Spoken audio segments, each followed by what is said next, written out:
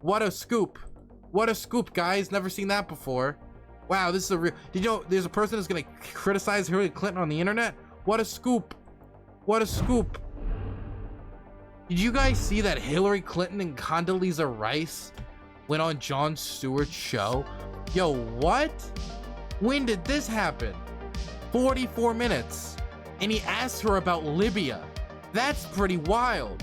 That's pretty wild that he just was able to freely ask Hillary Clinton about Libya. Like, that is pretty wild. Now, the answer he ended up getting, I don't think Jon Stewart held her enough to the fire, you know? But, whew. She kind of goes right to Libya, to be honest. Yeah, that's the thing. It wasn't even Jon Stewart bringing up Libya. Hillary herself brought up Libya, which does show a boldness, doesn't it? It does show some bold character for her immediately when Hillary Clinton has the chance. She's the one to bring up Libya. That's pretty wild. Do you guys want to listen to this? Now I need to listen.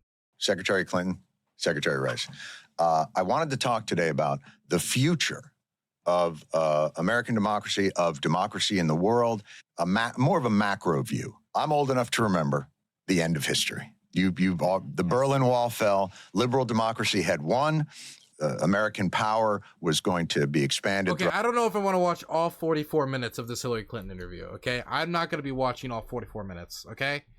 I do want to see the Libya question. Can we skip to Libya? I do want to see them talk about Libya, because Hillary Clinton left out some information from her analysis that I wanted to talk about, right? Hey guys, can you believe it? I'm a slightly progressive man criticizing Hillary Clinton. What a scoop. What a scoop, guys. Never seen that before. Wow, this is a real... Did you know there's a person that's going to criticize Hillary Clinton on the internet? What a scoop. What a scoop. Okay, here it is. Libya. Okay, let's start here. Okay, 25 minutes in. Okay. Well, let me draw it then maybe a little bit more specifically. And this is all, and again, this is not to relitigate, honestly. What happened in Libya? We take out an authoritarian leader. Okay, so it was John who brought up Libya. It's good. It's good that John's bringing up Libya to Hillary Clinton. I don't see her asked about Libya much. What happened in Libya? We take out an authoritarian leader through a military action, but we don't have the civic institutions that you talk about to back that up, and it creates instability. Or what happened in Iraq and Afghanistan. There's a chaos that is born of that, right?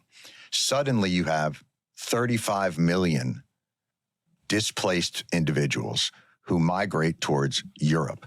Europe feels the heat of what they consider this other that's coming to their borders. It creates the impetus for more populist, more illiberal, more authoritarian impulses to then gain traction democratically. Those are direct results of American military intervention. Well, let me just finish, and then I'll let Condi talk about that. Look, I think it's very hard to lump even the examples you just put together into sort of one bucket and say, that then caused dislocation. That dislocation meant refugees to the shores of Europe, and that, because remember, Angela Merkel took 1 million Syrian refugees. The United States had nothing to do with Bashar al-Assad joining forces with Russia and Iran to suppress legitimate dissent. She took 1 million refugees, and Germany did not turn into Hungary. But Germany feels that pressure, and you see those right-wing parties start to... Not really. No, it's minor league compared to... Certainly compared to Hungary. Yeah, compared to that. And because of strong institutions. Orban didn't take any refugees. I mean, he built the walls, kept them out. He didn't take any refugees. He used the issue not to solve a problem, but to consolidate power for himself. Right. And so I think that there are lessons always to be learned from any of these situations, and woe on us if we don't learn the lessons. And just very briefly on Libya, because that was on my watch. But this is not, again. No. But my point, I want to make a larger point, because Gaddafi was a bad actor. Everybody knew he was a bad actor, and he threatened to kill his people by cockroaches. The United States was actually the supporter of European countries through NATO and the Arab League, which for the very first time came and said, we want to be part of trying to protect the people of Libya. Now, so I feel that that particular intervention, we had certain capabilities militarily that nobody else had, which we used to assist them. But, you know, the Emiratis were flying and the Jordanians were flying, et cetera. The problem, and this is where I think you make a really good point. The problem is, okay, Gaddafi's gone. His horrible prisons are emptied. What comes next? Right. That's what comes next? And that's always a problem because there's always a vacuum. Okay, so I don't know how to make this criticism because it's very strange. So that is the problem. Yeah. This is the first problem. Then we have a second problem. But she was Secretary of State. She's supposed to have the answer to that. Do you get what I'm saying? Like, she was Secretary of State when Gaddafi was removed from power. This would be like if I lost a boxing match and afterwards I was like, you know, the problem was, you know, we didn't have a game plan. Oh, really? Well, that's your fault. What do you get? You get what I'm saying? Do you get what I'm saying? Like you didn't have a game plan. Okay, well, whose fault is that?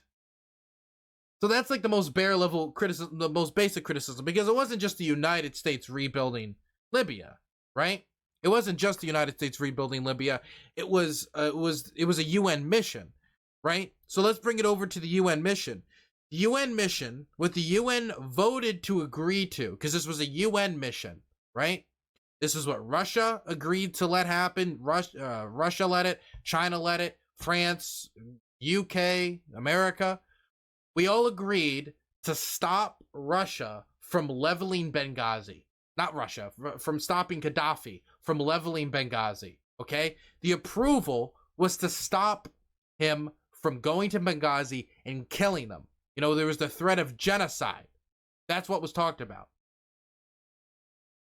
There was not a UN approval to remove Gaddafi from power as an outside force, to assist not only in the protecting of Benghazi,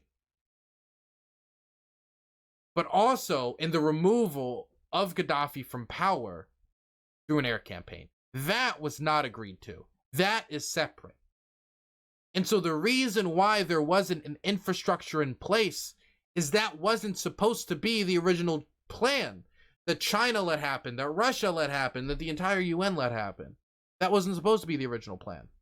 The original plan was to just stop Gaddafi from leveling, from leveling Benghazi, stopping a possible genocide from taking place. And it is the duty of states to intervene and stop other states from committing genocide.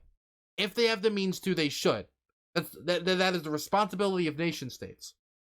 It was not necessarily the responsibility of nation states to remove Gaddafi, which was not agreed to by the UN mission. It was not what Russia agreed to. It was not what China agreed to. It wasn't what the UK agreed to.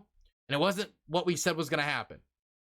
We kind of viewed it a little bit like Operation Inherent Result. Operation Provide Comfort in northeastern Iraq, when the Kurds were being killed and slaughtered by Saddam Hussein, and we gave them air support to survive. We didn't remove Saddam, but we protected the Kurds.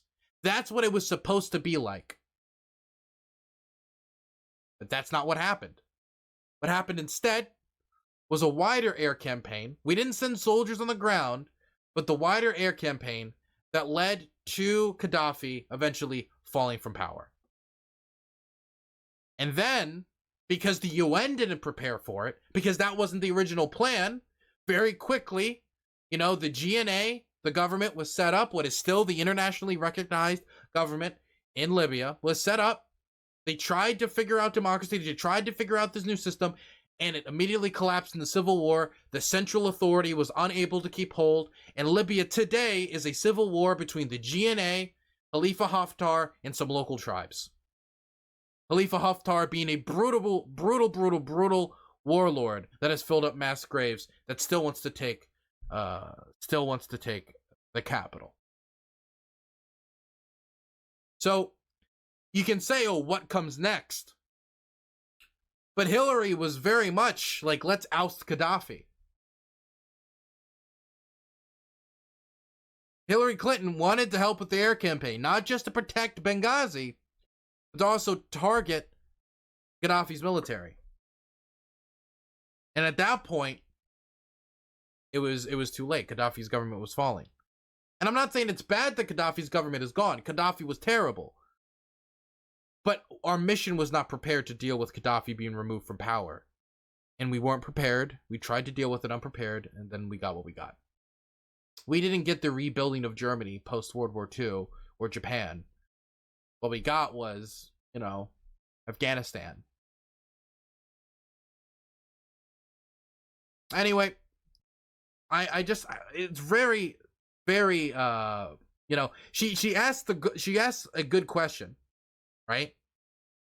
But she was supposed to be the one with the answer.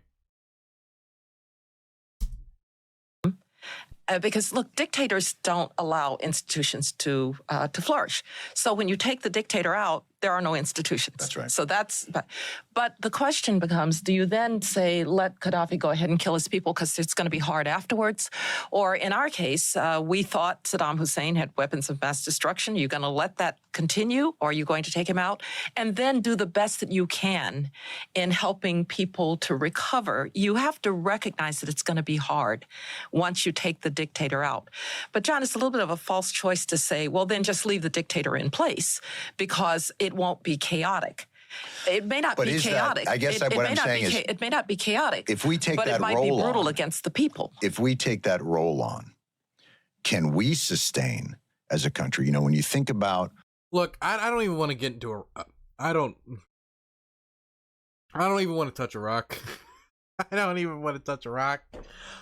Look, I just find it really funny that they're making valid critiques about, hey, here's the problem when these things happen. I mean, I don't believe Condoleezza Rice was in there, but Hillary was. So why didn't it happen? Why was it that when we eventually went through with the removal of Gaddafi, we didn't have the structure to keep Libya together?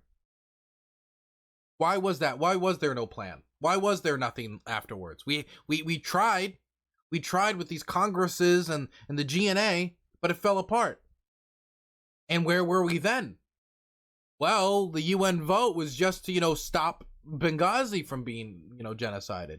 It wasn't for U.S. troop commitments. And so as the country's falling apart, and us, people who were directly involved in the situation occurring as it was, again, it was good to stop Gaddafi from doing what he did. Very good. But we just kind of, dropped Libya as if it wasn't our issue anymore. It was just like, oh, I guess it is what it is.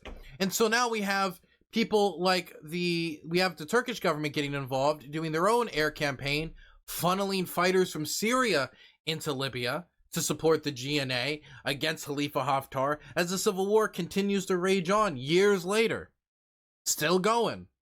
Like, if we're going to dirty our hands and say it is our responsibility to intervene when a genocide is going to occur, then we do what we said we're originally going to do. And if we exceed the boundaries of that, we deal with the consequences of exceeding the boundaries of that. But we did not deal with the consequences. And now Libya is as it is today. A genocide's not going on, but the country is unstable. The economy is completely destroyed. They're unable to take advantage of their vast natural resources. And it's also a hotbed for jihadism. And I mean, this is really good to be asking these questions after the fact. But I mean, we should have had answered these questions like 8 years ago.